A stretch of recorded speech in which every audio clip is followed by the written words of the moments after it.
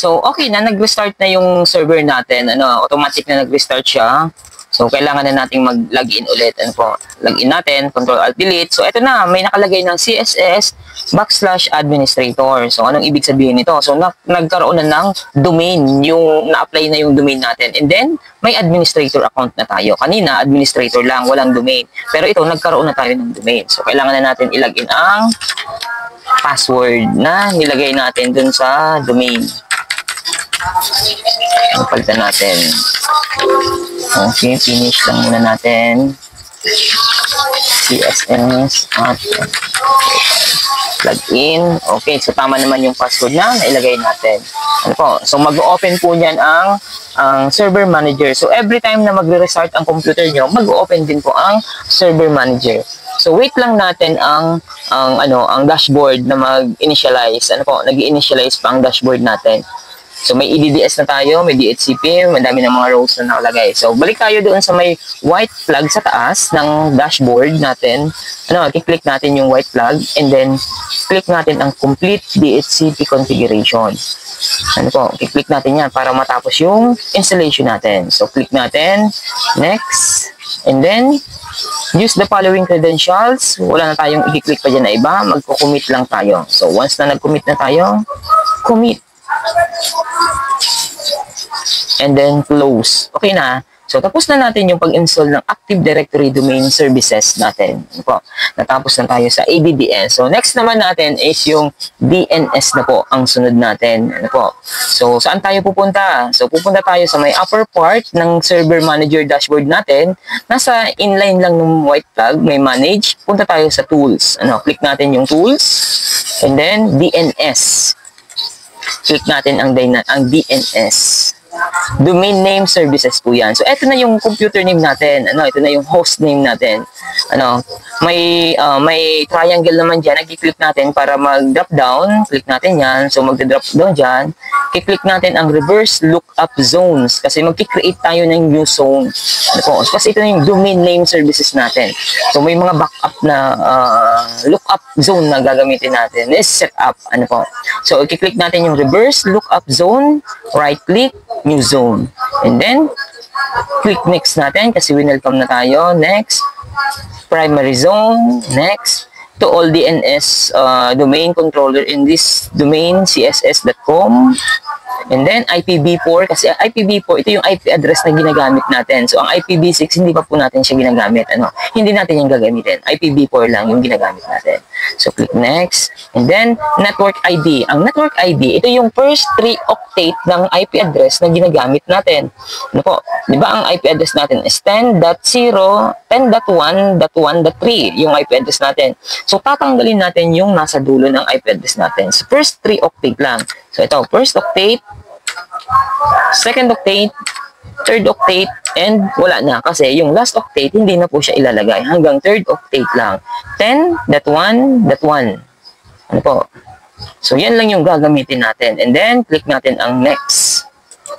Yan. Allow secure. Next natin. Wala na tayong gagalawin dyan. And then, finish. Okay. Tapos na tayo sa reverse lookup zone. Okay. Ida-drop down natin yung reverse lookup zone kasi meron siyang drop down na na-create dyan sa baba. Yan. Ito na. So, 1.1.10. I-right click din na. Click na muna and then right click. And then, gagawa tayo ng new pointer o PTR. So, kailangan po din natin sa pagpo-forward. So, click natin yung new pointer. So, 10.1.1.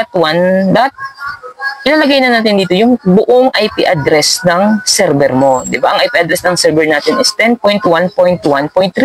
So, kukumplituhin na natin yan. 0.3. Yan yung IP address natin. Host IP address. And then, click natin yung browse. Sir, ano ang sa host name? I-click natin yung browse. And then, i-click natin yung computer name. Okay mo lang yan. Forward. Click mo yung forward. Okay. Click mo ang css.com. Ito yung domain natin. Click OK. And then, hahanapin natin yung name mo na may nakalagay na host A na static.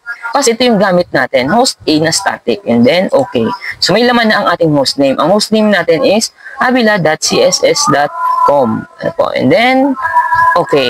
Ayan. Tapos na tayo sa DNS configuration. Ano po? So, tapos na tayo sa DNS configuration. Ano yung next natin?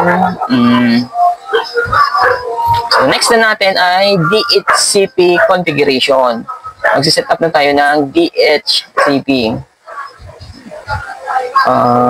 Check lang natin dyan sa guide. DHCP. Promoted na. DHCP.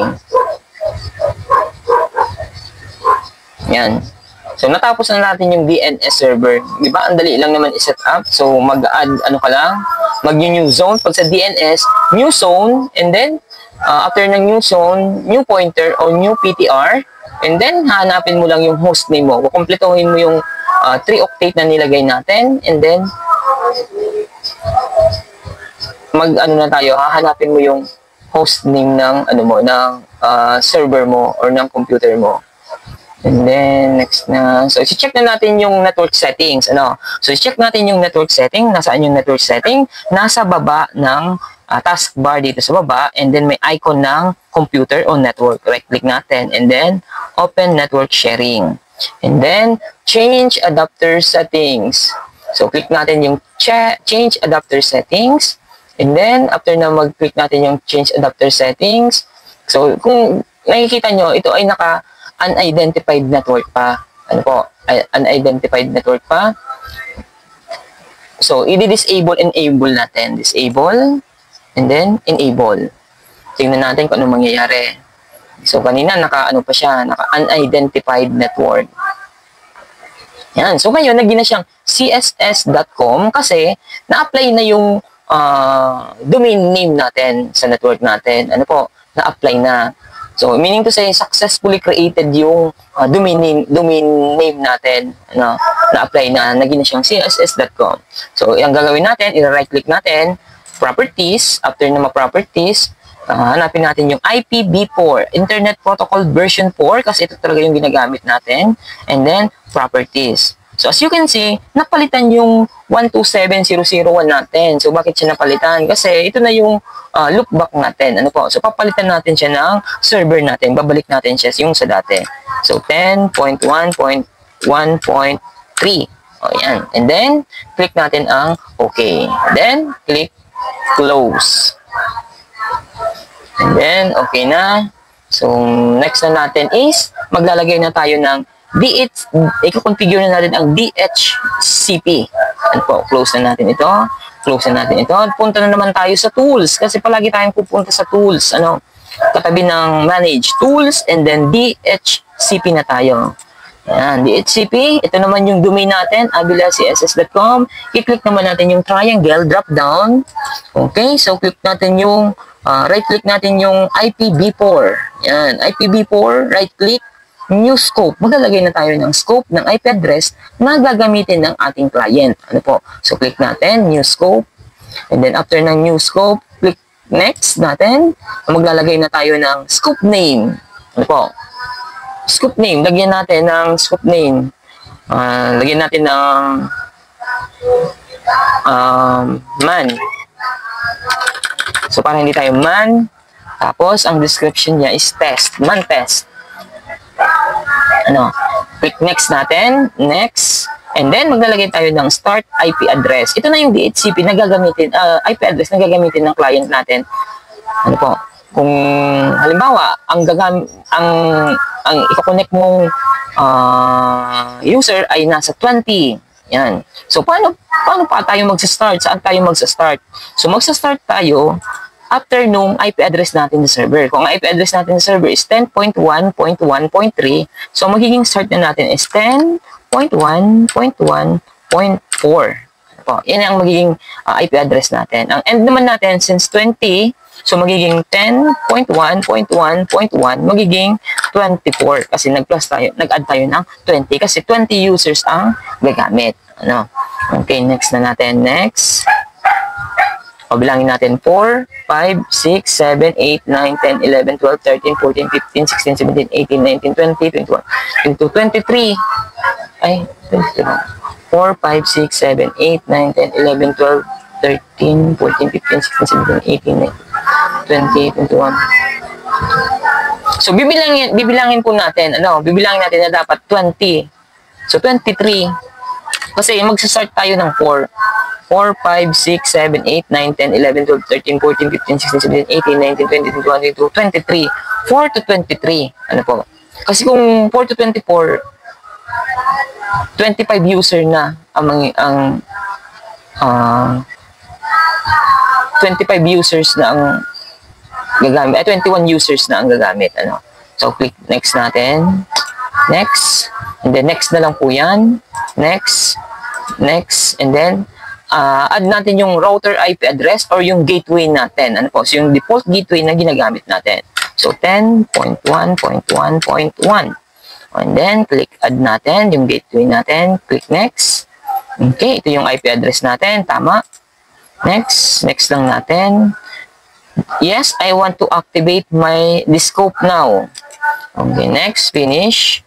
Okay na. So, ito na. So, as you can see po, nag-color green ang ating DHCP. So, meaning to say, successful po yan. Pag nag-red po ang DHCP nyo, may problem po ang DHCP nyo. May problem sa setup nyo or mali yung scope na nilagay nyo. Or hindi nagmamatch yung IP address ng server nyo sa scope nyo. Ano po, may problem. So, kailangan nyo po yung ulitin. Ano po? So, yan. So, okay na ang ating DHCP. Close na natin. So, next na po natin is pupunta ulit tayo sa tools. Tools naman, and then mag-click na tayo ng Active Directory User and Computer. So, in this part, mag-add tayo ng organizational unit and user. Ano po? So, ito yung css.com. Ito yung domain natin. I-click natin siya. As you can see, wala pa po siyang organizational unit. So, maglalagay tayo. So, right-click mo lang yan. Click mo yung css.com, yung domain mo. Right-click and new and organizational unit. Ano po? Maglalagay tayo ng organizational unit. Ang lalagay natin is CNHS 1 kasi dalawang organizational unit ang ilalagay natin. Okay. And then, maglalagay pa tayo ng isa. Right-click, new organizational unit, CNHS 2. Yan. Okay. Yan. So, inside the organizational unit, maglalagay pa tayo ng isang user. Pangalan mo na. Ano po? New, right-click mo, new and user. So, lalagay ko is si Mac. And then, ang logon name is Mac. So, importante po na dapat tatandaan ang logon name. Hindi masyadong mahaba ang logon name. Medyo maiksi lang para hindi mahirapan ang paglalagin mo sa paglalagin ng user mo. So, click natin. Next. So, in this part naman, maglalagay tayo ng password. So, ang password is lalagyan na natin. So, dapat ang password, tanda po nyo ang password. Tama ang password.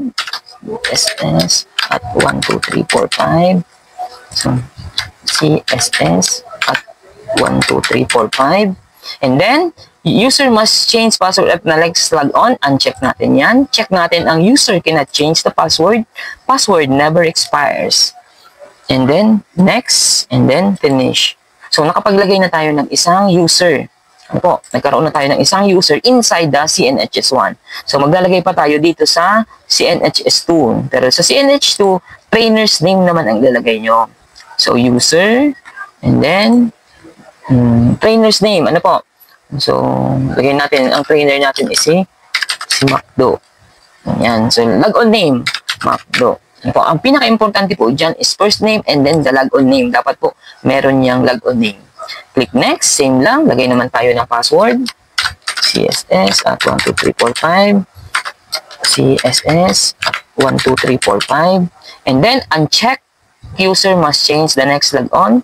Check mo ang cannot change the password. Password never expires. Click next, finish. And then, okay na. Meron na tayong user inside the CNHS na organizational unit and then CNHS2 na organizational units, si Mac at si Macdo. So, remember po yung mga username kasi mamaya gagamitin natin yan pag-test ng username nyo. So, close na natin.